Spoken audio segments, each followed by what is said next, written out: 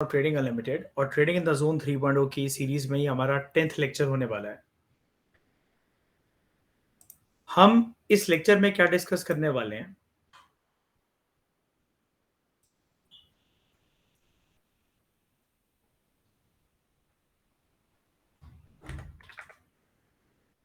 Will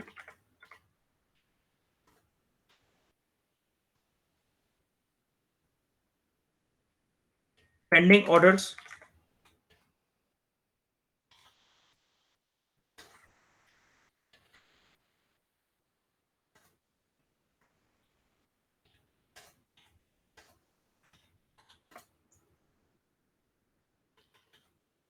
will pending order zones work or not?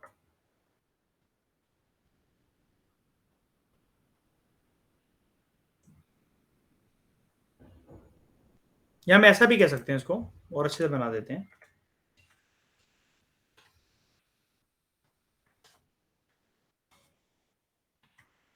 Accuracy of working of pending order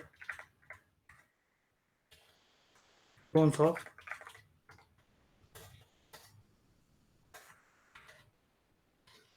buyers and sellers।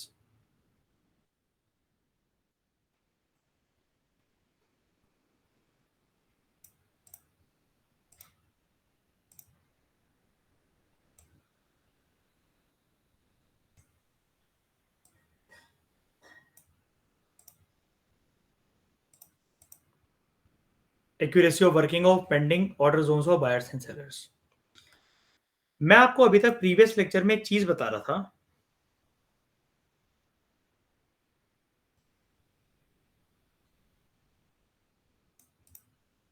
ये है हमारे पास एक base candle. इसके बाद यहां से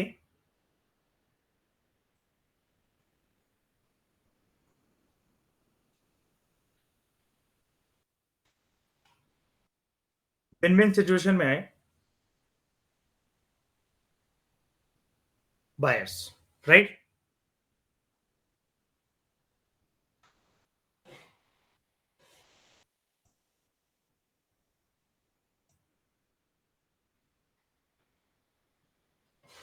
अब ये हो सकता है एरिया, एक जोन हो जहां पर बायर्स के पेंडिंग ऑर्डर्स हो।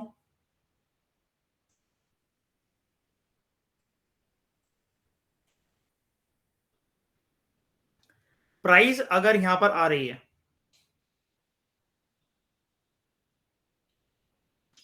क्या उसके अंदर एक अप मूव आएगा? मैंने आपसे बोला प्रीवियस लेक्चर में, ऐसा जरूरी तो नहीं है। तो वो कब अप मूव आ सकता है और कब नहीं आ सकता है, मैं ये तो नहीं बता रहा कि देखो जब ऐसा ऐसा होगा तो अप मूव आएगा, ऐसा ऐसा नहीं होगा तो अप मूव नहीं आएगा। मैं वो चार्ट पर बाद में बताऊंगा। पहले मैं आपको इसके पीछे कुछ मैथमेटिकल कैलकुलेशन समझाता हूं, जो कि हमारे बायर्स एंड सेलर्स, जब मैंने आपको डिमांड एंड सप्लाई की थ्योरी जब इंट्रोड्यूस करवाई थी, तब मैंने आपसे नंबर के बेसिस पर एक पेंडिंग ऑर्डर्स की बात करी थी। सबसे पहले लेकिन उन चीजों को जानने के लिए अब पहले मुझे ये बताइए,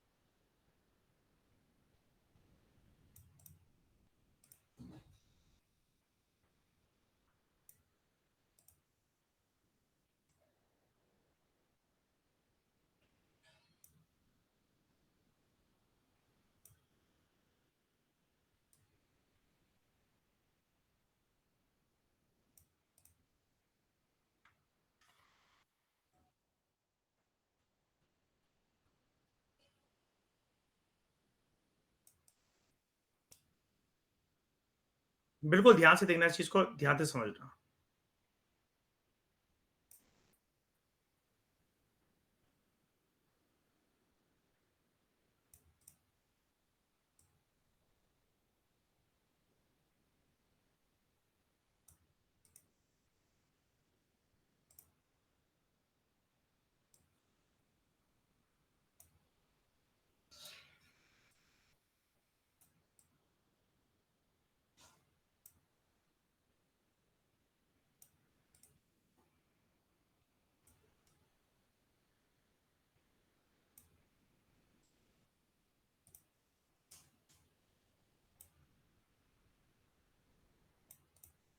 अगर मैं यहां पर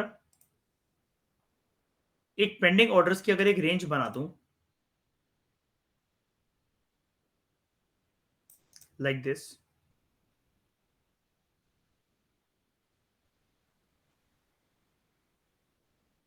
दिस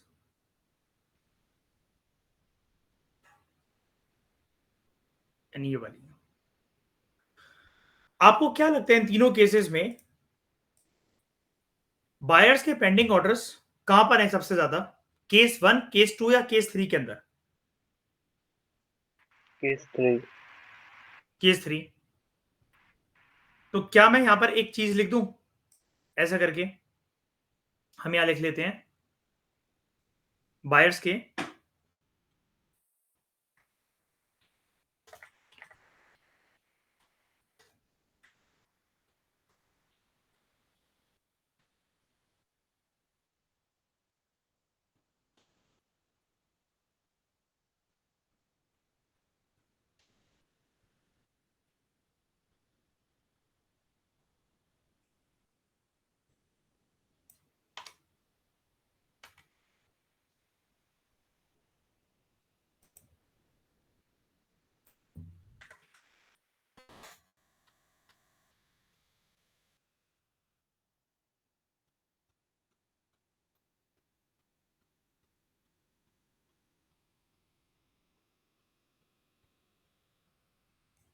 बायर्स के यहां पर 50 लाख पेंडिंग बाइंग ऑर्डर्स हैं। यहां पर हम मान लेते हैं 1 CR।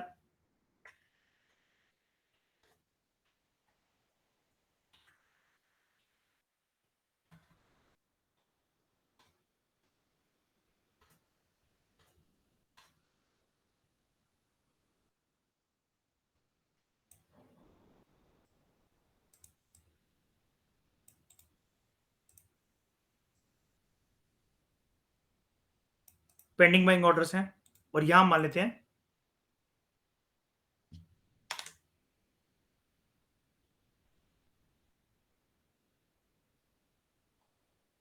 2 CR pending buying orders हैं। बताओ, ठीक है? एक नंबर है, कंफ्यूज मत होना, ये नंबर कहां से आ रहा है, कितने भी नंबर वो हो सकते थे, बस हमने एग्जांपल के लिए ले रखा है 50 लाख, 1 करोड़, 2 करोड़। अब देखो, सबसे पहले मुझे ये बताओ, अभी और मयूर, आप दोनों मुझे ये बताइए, यहां पर अगर प्राइस आ रही है, इधर आ रही है और इधर आ रही है, प्राइस को ऊपर से लेकर आने वाला कौन है? सेलर।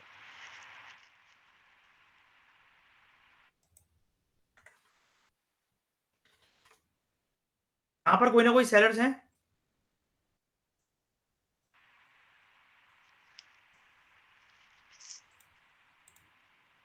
बताओ मयूर, हाँ कि ना?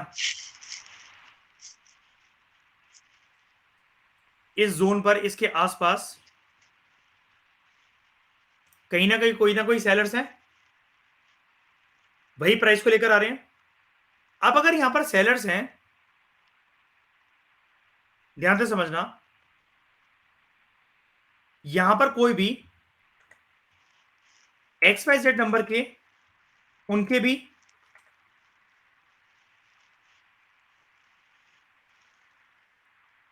यार माइक म्यूट कर लो आप लोग अपना, किसका माइक ओपन है ये?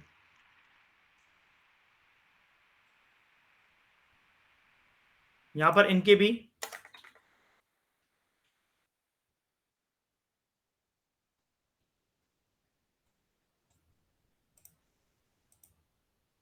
इनके XYZ नंबर के, इनके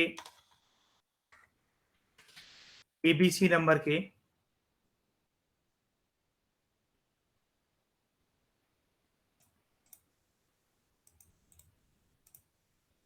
और यहां पर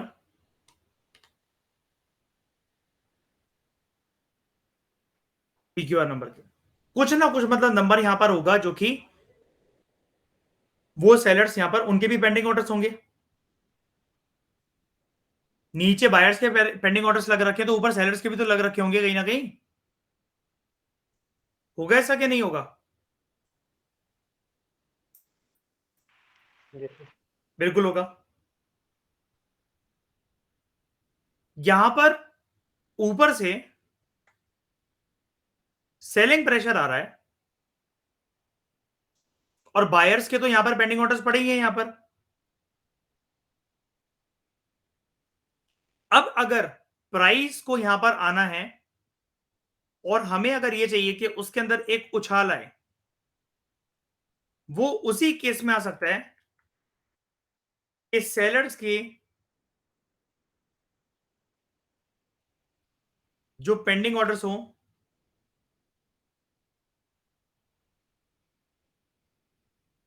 they must be more than या लेस देन, मोर देन या लेस देन बायर्स के पेंडिंग ऑर्डर्स के सामने कैसे होने चाहिए? They must be less than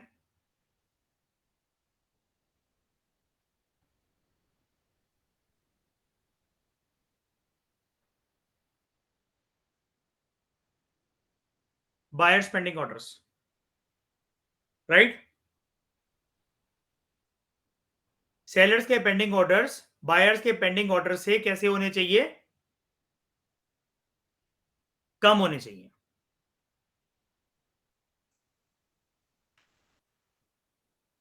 इसको मैं आपको बेहतरीन तरीके से समझाता हूं। मान लो अगर यहां पर इस पॉइंट पर जो हम XYZ नंबर कह रहे हैं ना, हम यहां पर ले लेते हैं सेलर्स ने 40 लाख के पेंडिंग ऑर्डर्स यहां पर लगा रखे हैं।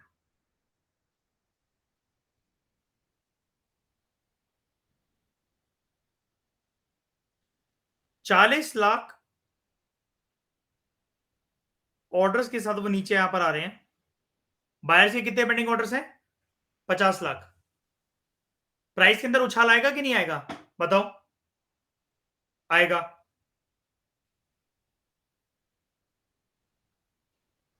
प्राइस के अंदर एक उछाल आएगा। वो क्यों आएगा? क्योंकि कितने ऑर्डर्स यहां पर पेंडिंग बच गए?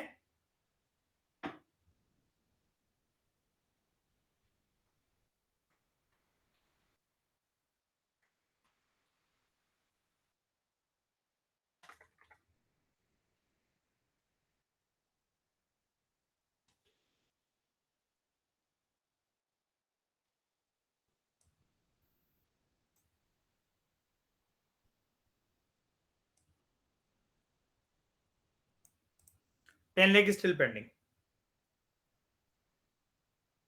ऐसा है, आएगा उछाल। अब यहां पर हम मान लेते हैं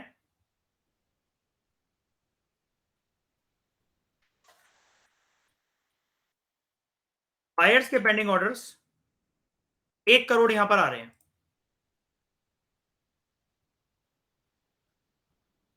1 करोड़ बायर्स के पेंडिंग ऑर्डर्स नीचे की तरफ आ रहे हैं।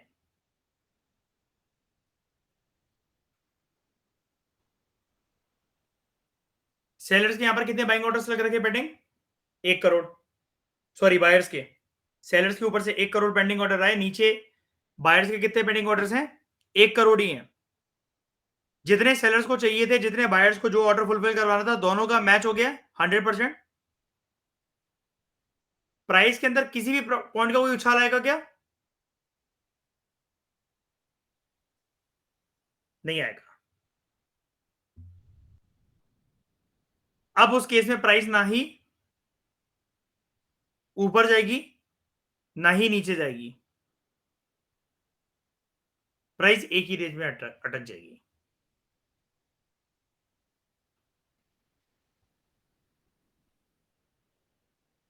यहां पर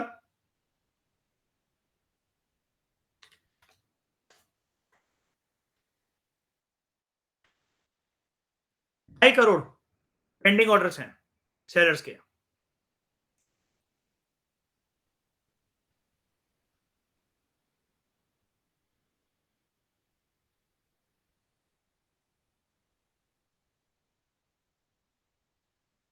प्राइस नीचे आई, प्राइस के अंदर एक उछाल आएगा क्या?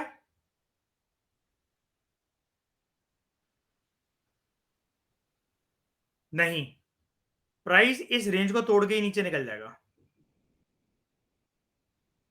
क्यों? यहां पर केस क्या बन गया तीसरे वाले एग्जांपल के अंदर? यहां पर हमारा केस ये बन गया कि जो बायर्स के जो पेंडिंग ऑर्डर्स हैं they are less then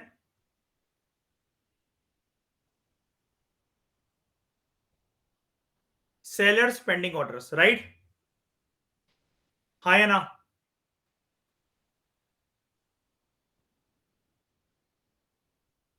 price के अंदर उछाल कब आएगा?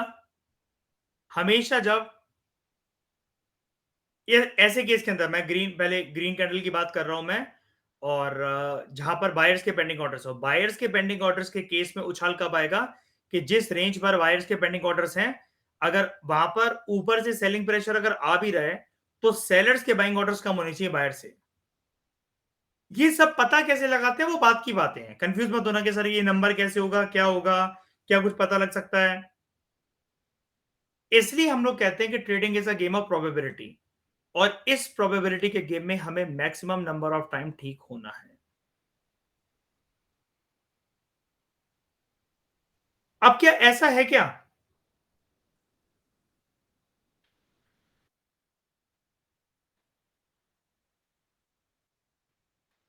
ऐसा है क्या कि बायर्स के जो ऑर्डर्स हैं वो इस वाली कैंडल में है ही नहीं बिल्कुल भी? जो पेंडिंग ऑर्डर्स है, मतलब एक बार के लिए आप ये रेड रेड जोन को भूल जाओ बिल्कुल भी कि ऊपर से सेलिंग प्रेशर आ रहा है, उसको भूल जाओ। मैं सिर्फ आपसे ग्रीन कैंडल की बात कर रहा हूं कि ग्रीन कैंडल में ऐसा है क्या कि मतलब जो मैंने ये रेंज बनाई थी बेस कैंडल की, यहीं पर सिर्फ बायर्स के पेंडिंग ऑर्डर्स हैं, इस ग्रीन कैंडल के अंदर नहीं हो सकते बायर्स के पेंडिंग ऑर्डर्स? इस जगह पर, इस जगह पर, इस जगह पर हो सकते हैं कि नहीं हो सकते हैं? हो सकते हैं। इस कैंडल के अंदर लेकिन मुझे नजर क्यों नहीं आएगा? क्योंकि ये एक ही कैंडल है ये। इस कैंडल का मुझे क्या करना पड़ेगा? Very good. Smaller time frame पे जाकर मुझे इस कैंडल का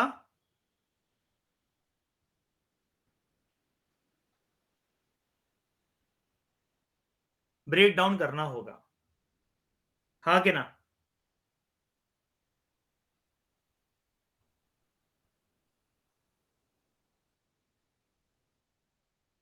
स्मॉलर टाइम फ्रेम पर जाकर मुझे इस कैंडल का ब्रेक डाउन करना पड़ेगा, तभी तो ऐसा होगा कि मुझे देखिएगा कि कहां पर बायर्स के और पेंडिंग ऑर्डर्स हैं। ये कैंडल हो सकता है एक मंथली टाइम फ्रेम की हो, एक मंथ के अंदर लगभग मुझे 20 से 22 कैंडल तो मिलेंगी मिलेंगी, छुट्टियों को काटकर, ट्रेडिंग हॉलीडेज को हटाकर। क्रिप्टो मार्केट है जो कि 24 आवर्स रनिंग है, वहां पर मुझे पूरी की पूरी 30 कैंडल्स मिल जाएंगी। फॉरेक्स मार्केट मंडे से फ्राइडे तक ओपन रहती है तो वहां पर मुझे 25 कैंडल मिल जाएंगी।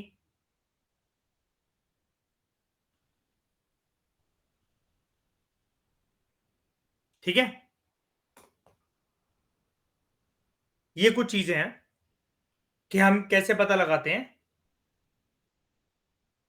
कि प्राइस के अंदर उछाल आएगा कि नहीं आएगा। सेलर्स के ऊपर से जब सेलिंग प्रेशर आ रहा है, जो उनके पेंडिंग ऑर्डर्स हैं वो हमेशा कम होंगे अगर बायर्स के पेंडिंग ऑर्डर से, तभी प्राइस में उछाल आ सकता है। एक सिनेरियो और बन सकता है, सिनेरियो ये बन सकता है कि प्राइस जब जब ऊपर से आ रही थी नीचे, यहां पर तो सेलर्स के पेंडिंग ऑर्डर्स ही कम थे as compare to buyers pending orders, तो प्राइस के अंदर उछाल आया। यहां पर 1 करोड़ ही सेलर्स के पेंडिंग ऑर्डर्स और बायर्स के पेंडिंग ऑर्डर्स भी इस जोन पर 1 करोड़ के ही लग रखे थे। लेकिन यहां पर यह भी तो हो सकता है कि बायर्स ने यहां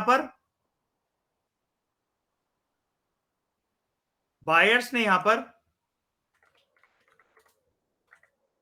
फ्रेश बाइंग कर लियो, और उनको अभी उस फ्रेश बाइंग के चलते पर्याप्त मात्रा के अंदर एक सेलर्स में मिल रखे हो, तो फ्रेश बाइंग पेंडिंग ऑर्डर से रह गए हो, और तब प्राइस के अंदर एक उछाल आ जाए।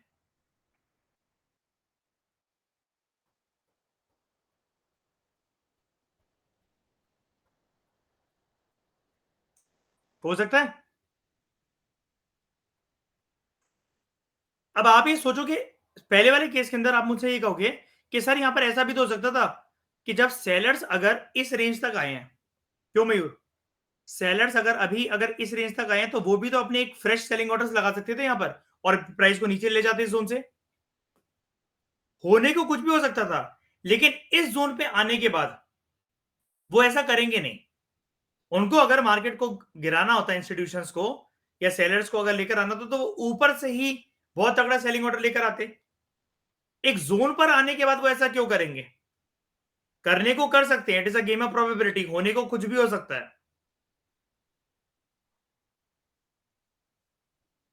लेकिन सामने वाली पार्टी को इतना भी देखना पड़ता है कि बायर्स का इंटरेस्ट भी मेंटेन रहे, तभी तो वो कुछ हो सकते हैं। कोई बायर ही नहीं बचेगा तो सेलर अकेले क्या कर लेंगे बताओ? ₹0 का थोड़ी ना करना है किसी भी स्टॉक को या किसी भी चीज को।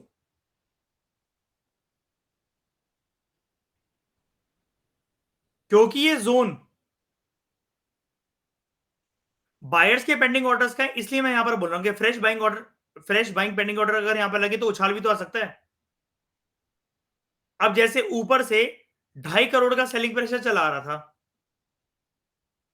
और यहां पर 2 करोड़ की बाइंग पेंडिंग ऑर्डर से, लेकिन यहां पर अगर फ्रेश 2 करोड़ के और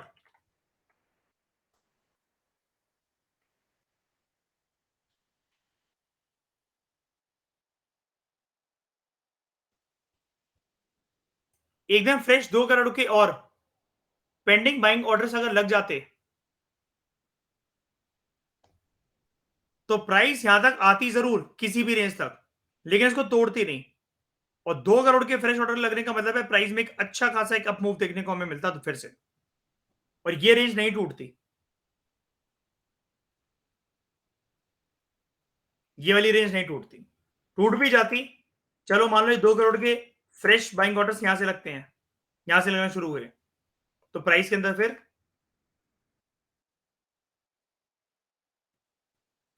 इस जगह से उछाला था।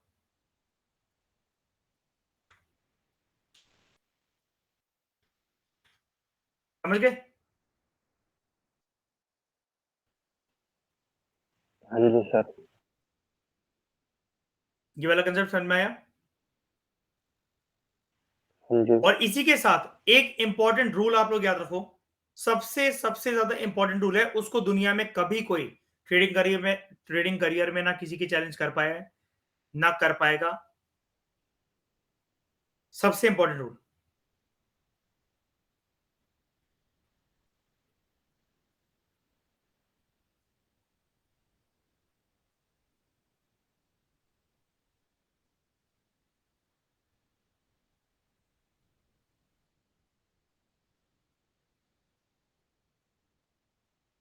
No one can stop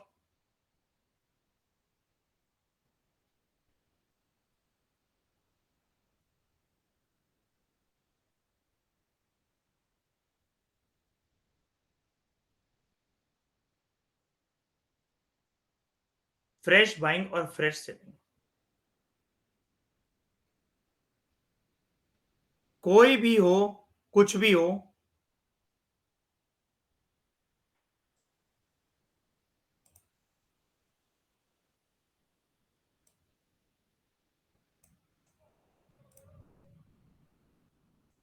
fresh buying और फ्रेश सेलिंग को कोई नहीं रोक सकता। अगर मैंने कल सुबह सोच लिया है कि सुबह मुझे 1,000 पीएनबी के शेयर्स बाय करने हैं तो मैं करके ही रहूंगा, मुझे कोई नहीं रोक सकता। अगर मेरे पास कैपिटल है, मैंने ये सोच लिया है मैं 1 करोड़ शेयर्स पीएनबी के शॉर्ट करूंगा कल सुबह, मुझे कोई नहीं रोक सकता। मेरे को उसको बेचना है तो बेचना है। इसलिए ट्रेडिंग एक प्रोबेबिलिटी का गेम बनकर रह जाता है, क्योंकि आप नहीं जान सकते कि किसने क्या मूड बना रखा है कभी भी फ्रेश बन गया फ्रेश सेलिंग का। लेकिन हमें इस प्रोबेबिलिटी के गेम में कुछ रूल्स का सहारा लेकर maximum number of times correct होना है, ताकि हमारा पीएनएल ग्रीन में रहे हमेशा। और हमें कब पता लगेगा वो अच्छी अच्छे जोन्स हैं या कुछ भी हैं, जब हम 19-20 का फर्क ना करके सिर्फ अपने बेस्ट रूल जब सारे के सारे मैच मैच हो रहे होंगे, उसी जोन पे जब हम बाय करेंगे तब। सारी चीजों का सहारा लेकर।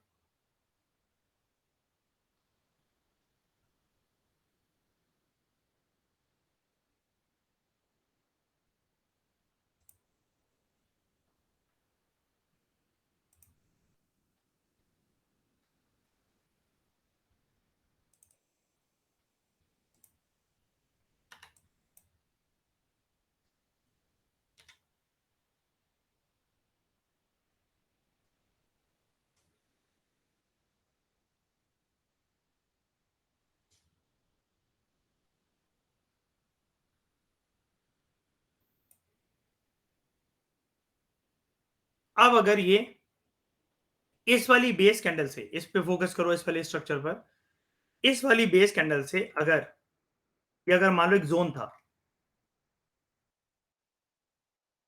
या सेलर्स के पेंडिंग ऑर्डर से, तो यहां से बायर्स लौटकर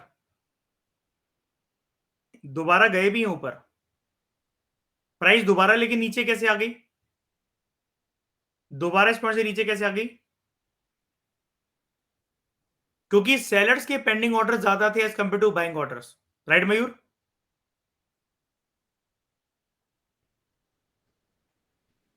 इस रेंज पर अभी सेलर्स के पेंडिंग ऑर्डर्स ज्यादा थे बाइंग ऑर्डर से, तो प्राइस में दोबारा एक गिरावट आई।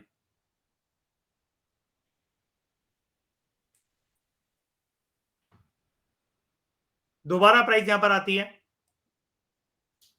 और फिर से गिरना स्टार्ट।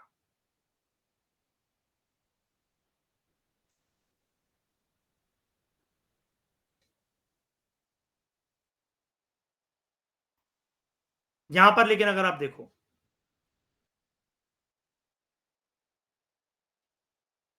कि अगर हम मान रहे हैं कि यहां पर बायर्स के पेंडिंग ऑर्डर्स हैं इस रेंज पर, प्राइस यहां पर आई, देखो सेम केस वही, हमारा एग्जांपल के लिए हमें मिल रहा केस, प्राइस यहां पर आई, लेकिन यहां पर ऊपर से इस वाले पॉइंट से आना शुरू हो गए ना, यहां से,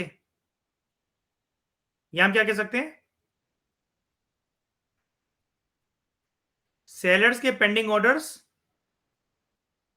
ज्यादा होंगे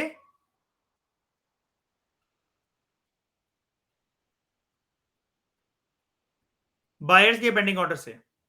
क्यों? सिर्फ इसी रेंज तक तो बायर्स के पेंडिंग ऑर्डर थे, ये प्राइस यहां से तोड़कर निकल गई, लेकिन यहीं पर इमीडिएटली क्या प्रवोक हुई,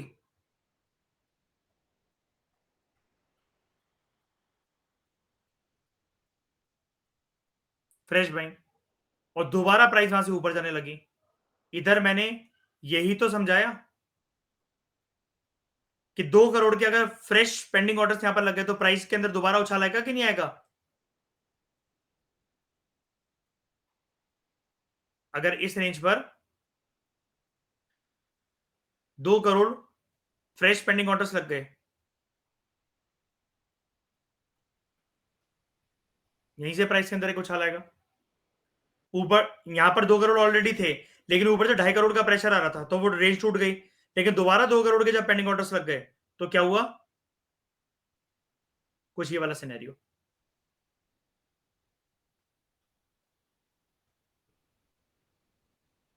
दोबारा प्राइस के अंदर एक उछाल।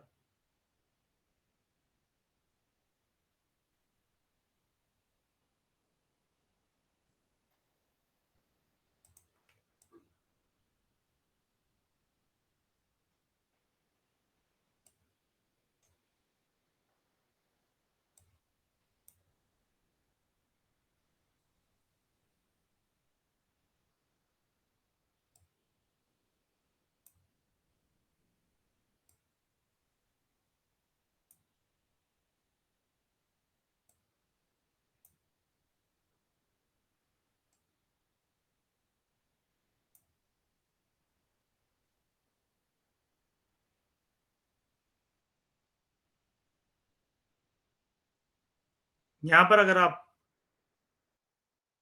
एक रेंज को बस ऐसे ही देख लो कि यहाँ पर सेलर्स के पेंडिंग ऑर्डर्स लगे होंगे, तो बायर्स वहां पर कभी भी इससे ज्यादा ऑर्डर क्रिएट नहीं कर पाए नीचे से, क्योंकि जितने बार यहां पर प्राइस आ रही है दोबारा नीचे, दोबारा नीचे, फिर नीचे,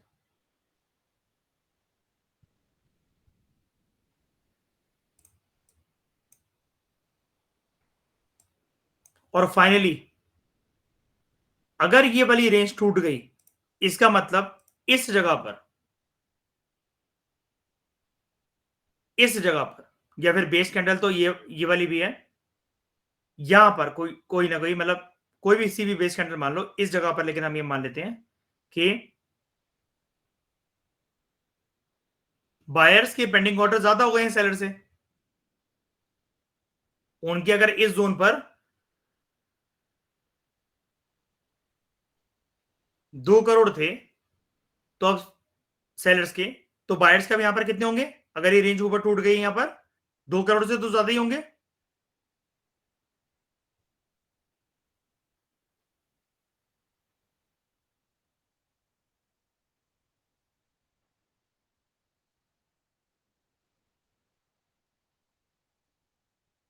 ढाई, 3, 3.5, 4, 4.5 करोड़ होंगे, कुछ भी नंबर हो सकता है।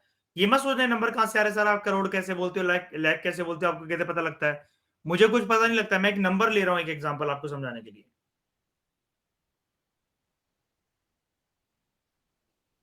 और उसके बाद आप देखो टूट गई ना ये वाली रेंज, ये जो रेंज थी टूट गई।